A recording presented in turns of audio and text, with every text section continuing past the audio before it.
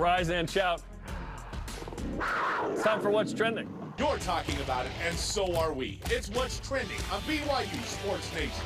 The Athletic has Kalani Sitake as a Tier 2 or proven goods coach among college football coaches, with notables in Tier 1 like Nick Saban, Lincoln Riley, Kirby Smart, and former Cougar Kyle Whittingham of Utah in Tier 1 among them. What's your reaction to Kalani Sitake being a Tier 2 coach on this list? Well, a lot of it has to go, when you look at this, okay, well, who else is in this? Who's in Tier 1? Yep. So you have to put it within some context. When I look at being in Tier 2, I think this is quite an accomplishment.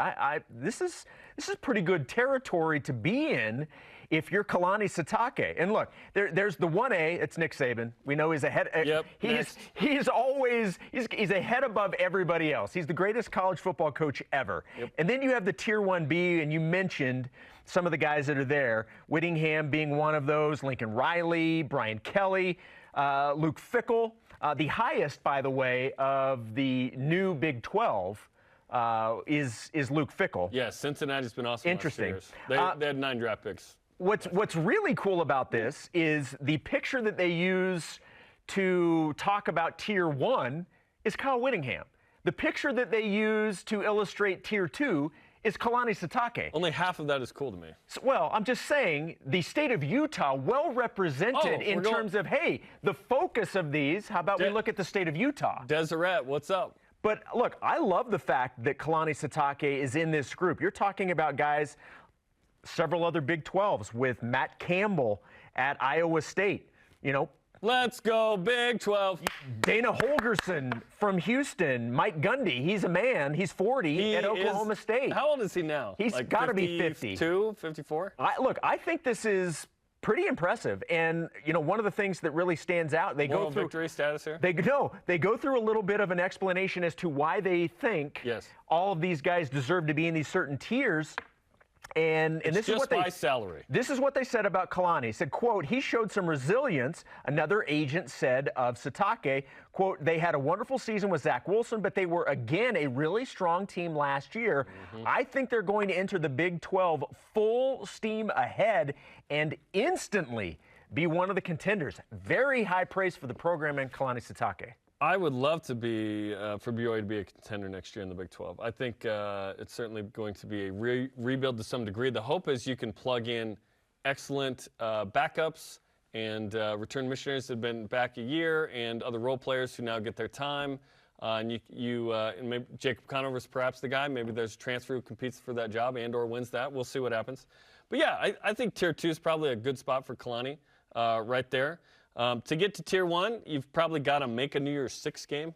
That's what would be required, I think. But think about it. Sitake's the last 2 seasons had been incredibly meaningful for BYU football, not only in terms of the actual wins, going 21-4, but sort of the prestige and status of BYU. Not only does BYU enter the Big 12 on fire, which a long time ago in 2016, I said you kind of have to have that validating season recently to just get hot and be extra attractive. Historically, BYU's always been attractive, obviously, as a college football program and athletic department. But the last 2 years have been have been awesome. Don't forget that in the middle of 2019, Kalani Sitake at 2-4 that year is 29-29 as a head coach. Since that moment, BYU's 27-6. And that's also the game that Aaron Roderick starts calling the plays on offense. I continue to preach that from this Rameumptum, that Aaron Roderick is one of the, if not the big, head coach is the biggest, but Aaron Roderick's one of the most influential pieces of this turnaround for BYU. So Tier 2 is great. I think that's a good spot. You win a Power 5 league, and you get into the top 5 2 of the last 3 years. That makes sense for Kyle Whittingham. They get into New Year's 6 last year, finally, as a Pac-12 member. And, yeah, that's great.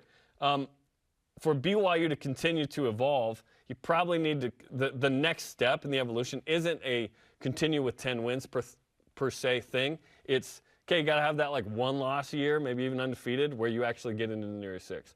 And now that, this team capable of something crazy, every time BYU has finished inside the top 10, Cougar Stats putting this out this morning, BYU has started outside the top 20. Yeah. So it's either a really good or really bad thing, right? When BYU went 4-9, certainly they started outside the top 20. But hopefully BYU can put together a special season that continues to put a stamp on what Kalani Sitake and the Cougars are doing nationally the last couple of years. Before we get on to topic number 2, real quick, if you're wondering, we mentioned where BYU and Utah were and their coaches in this tier. Utah State, Blake Anderson coming in tier 3, and honestly, after one great year at Utah State, maybe the biggest solid at Arkansas State. Maybe the biggest surprise to me, they have Dave Aranda from Baylor in tier 3. I don't know why that surprises me a bit. I don't know why Dave wouldn't be in tier 2, Agreed. given the incredible defense at LSU in 2019 during the national championship as the DC, and then of course winning a Power 5 league in Baylor. I think Utah is more sustained than Baylor at this point. Baylor has a good history, but Dave Aranda at Baylor is just one good year. So perhaps that makes sense, but hey, you win a Power 5 league, that's pretty good, man. It might be a sec before BYU gets in that situation. It took Utah 11 years to do it in the Pac-12. All right, because the word of the day is tiers, let's stay with tiers as we go to topic number 2. ESPN has BYU as a tier 6 team. And again, there'll be some context with this because immediately you're probably like, tier 6, that's really, really low. ESPN has them as a tier 6 team and an under-the-radar gem. So how would you best describe BYU's outlook this year on the national scene? Yeah, people perceive BYU, mostly, the smart ones, as a top 25 team, right? When you look at the first couple of tiers, you go up to tier 5. It's like Baylor, Houston, Kentucky, Michigan State, Oklahoma State, Wake Forest. Wake Forest quarterback, by the way, out for the year. They're not going to be the same. Tier 4, Miami, Texas, USC, right? Tier 3, NC State, Texas. Yeah, there's not a lot of Utah, Wisconsin. There's not a lot of teams. It's not like there's 10 to 12 teams in each tier. That's why BYU's down in 6 because there's 3 or 4 in each one. Yeah, and to finish it off, tier 2, Clemson, Michigan, overrated. Notre Dame, Oklahoma. Tier 1's Alabama, Georgia, Ohio State. So 6 is, I think this is spot on for where BYU probably is. I could see an argument for 5, maybe even 4. 4 is probably pushing a little bit. But what we hope is that BYU proves itself to be in tier 4 or 5, if you will. Because what we would love is for BYU to replicate what it did last year, Shep, which is great success against the Power 5 teams, do better against the G5 teams, put yourself to be in a position to be in the New Year's 6 conversation. I don't need 11-1 to be happy. What I need is 9-3 in the regular season to be happy, right? 10-2 would be awesome. That's the realistic expectation. The dream is 11-1, 12-0. The reality is probably 9-3, maybe even 8-4. 10-2 is the realistic version of this. Very nice. Nice compilation of words there. My initial reaction was under the radar. How can a team that has this much production coming back and it's a top 25 team be under the radar? Now, using the explanation that they give, the reason they're under the radar in terms of being a college football playoff team, that's why they're considered under the radar. Totally. So when I see that, okay, I don't have an issue with that. I can get behind that.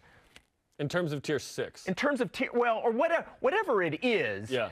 You're fine with 6? I'm more worried, not necessarily the number of the tier, it's what they're categorizing it. So they're saying the under-the-radar gems. So with their explanation as to for the college football playoff, yeah, I can get behind that. Anytime it's just a wisp of college football playoff conversation, BYU something, I go, hey, that's fun to be mentioned.